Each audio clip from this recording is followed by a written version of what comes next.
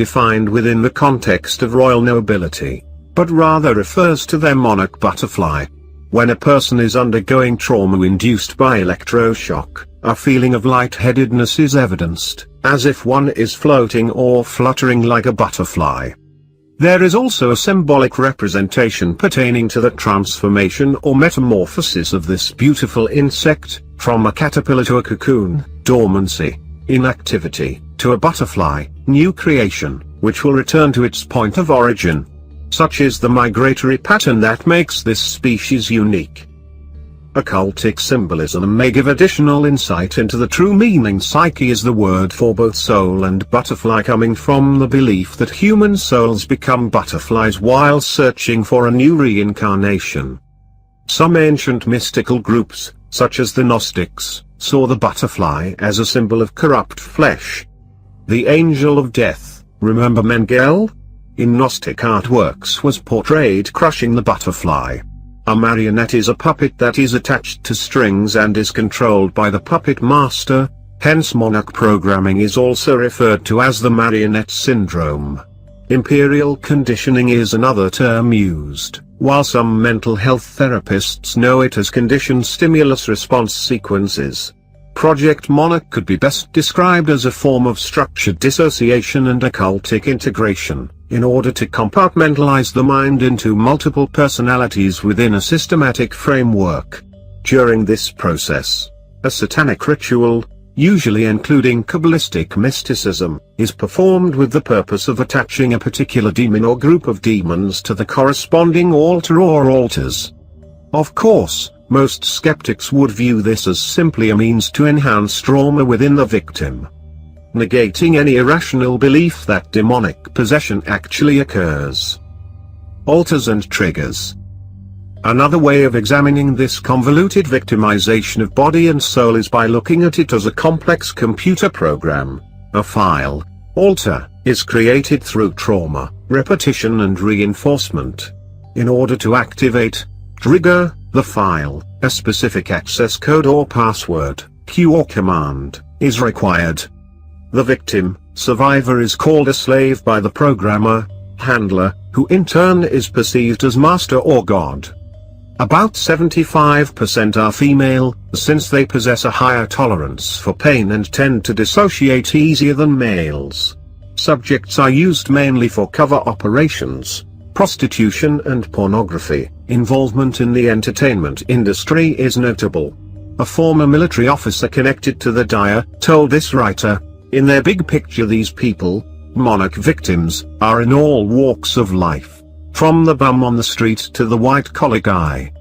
In corroboration, a retired CIA agent vaguely discussed the use of such personnel to be used as plants or chameleons for the purpose of infiltrating a designated group, gathering information and/or injecting an ulterior agenda. Think UK's Strig. There are an inordinate amount of alters in the victim, survivor, with numerous backup programs, mirrors and shadows. A division of light side, good, and dark side, bad. Alters are interwoven in the mind and rotate on an axis.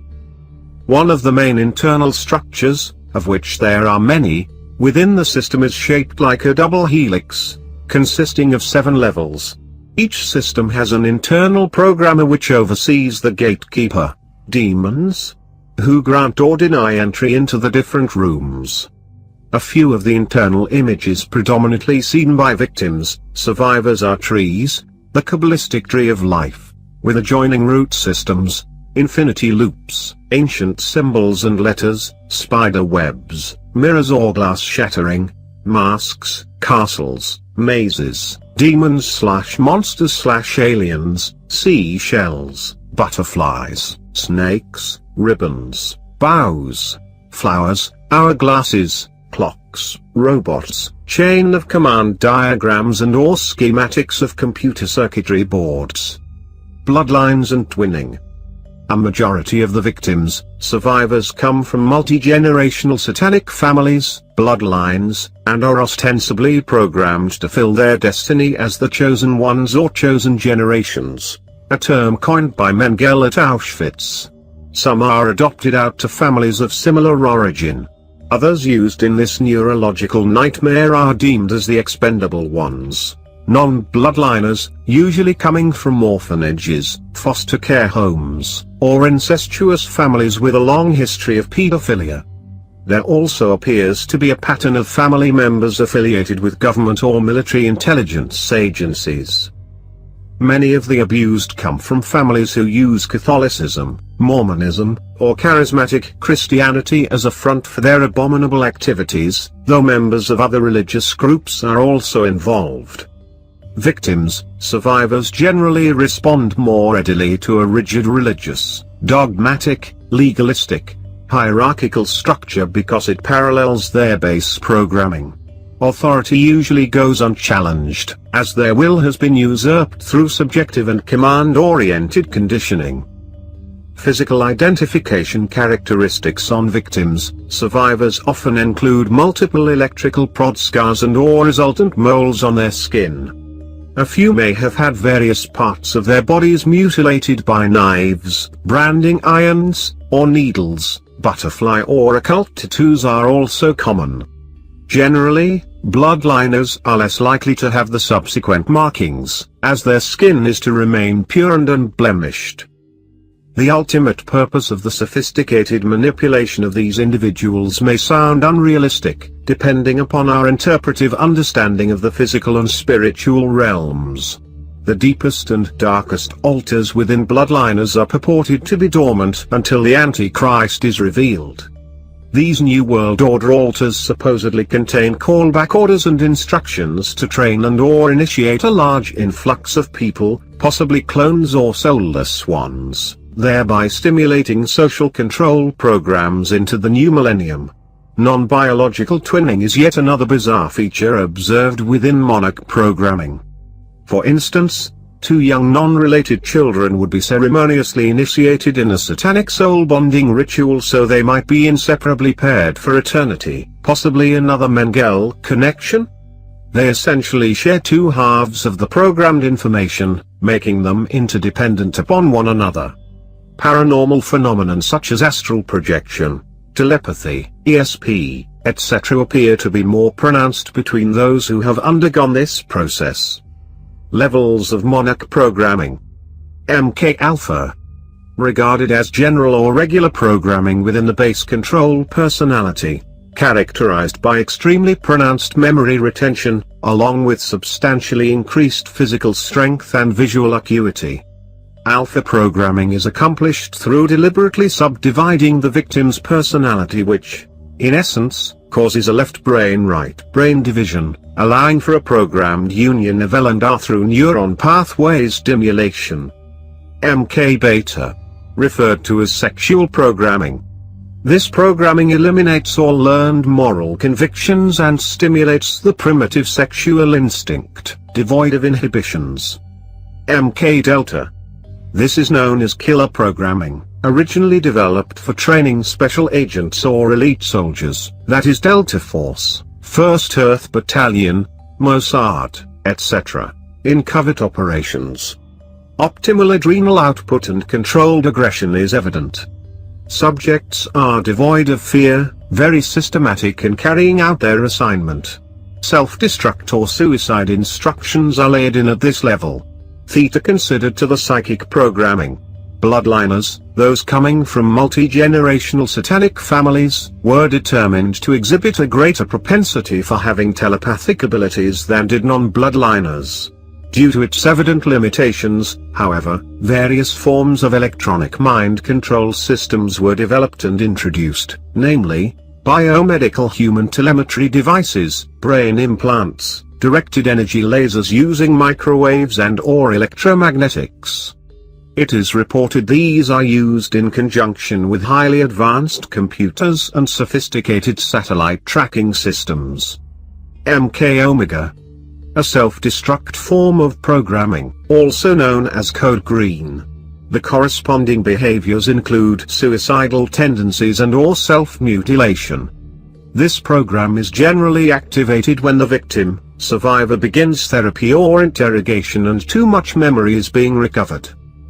MK Gamma. Another form of system protection is through deception programming. which elicits misinformation and misdirection. This level is intertwined with demonology and tends to regenerate itself at a later time if inappropriately deactivated. Method and components. The initial process begins with creating dissociation within the subject, usually occurring from the time of birth to about 6 years. This is primarily achieved through the use of electroshock, ECT, and is at times performed even when the child is in the mother's womb. Due to the severe trauma induced through ECT, sexual abuse and other methods, the mind splits off into alternate personalities from the core. Formerly referred to as multiple personality disorder, it is presently recognized as dissociative identity disorder and is the basis for monarch programming. Further conditioning of the victim's mind is enhanced through hypnotism, double-bind coercion, pleasure-pain reversals, food, water, sleep and sensory deprivation, along with various drugs which alter certain cerebral functions. The next stage is to embed and compress detailed commands or messages within the specified alter. This is achieved through the use of high-tech headsets, in conjunction with computer-driven generators which emit inaudible sound waves or harmonics that affect the RNA covering of neuron pathways to the subconscious and unconscious mind. Virtual reality optical devices are sometimes used simultaneously with the harmonic generators projecting pulsating colored lights, subliminals and split-screen visuals. High-voltage electroshock is then used for memory dissolution. Programming is updated periodically and reinforced through visual, auditory and written mediums. Some of the first programming themes included The Wizard of Oz and Alice in Wonderland, both heavily saturated with occultic symbolism.